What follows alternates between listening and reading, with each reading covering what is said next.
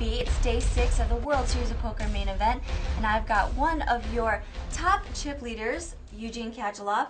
Now, you started today with 2.5, and you said you got a little low. What's been going on today? Well, in the beginning, a bluff went wrong for me, so I bluffed away like 600,000 or 700,000, so I kind of went down.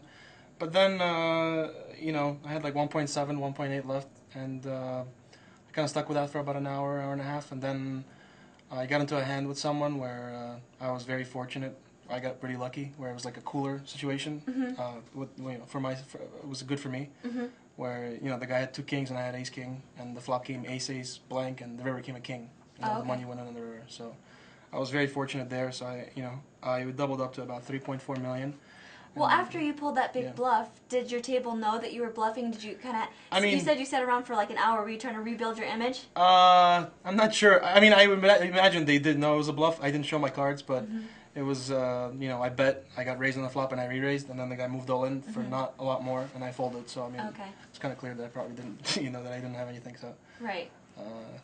And I bluffed one hand before in the beginning of the day, so I guess they knew I had some bluff in me. All right, so you kind of like hung around for an hour, and then you got that big hand. So then, at 3.5, then how have you built since before the dinner break? I had a couple of hands. I just won a couple of mediocre pots, and then the last hand of the day of the level right before dinner break, I won a big pot. It was a limp pot, and I had 10-8 offsuit, and like someone limped. I limped also in the cutoff, and then with the blinds. And the flop came 10-6-3 with 2 clubs, so I just had top pair. And then the small blind bet out 53,000 and went call, and I decided, sometimes I call here, sometimes I decided to just raise it here. I thought I could just take it there and possibly close it because I had the best hand, although I wasn't sure. So I raised it. The small blind folded, big blind called, and the other guy folded as well. So now the turn came a queen of clubs. The third club came, so he checked.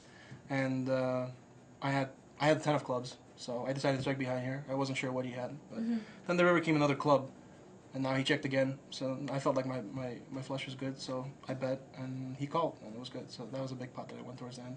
Did you limp thinking that since it was the last hand before the dinner break that people weren't gonna get kind of? That's one reason, yeah. Yeah. Yeah. So and I like to play a lot of pots, so if I can get in cheap, I definitely I'll be in there. So.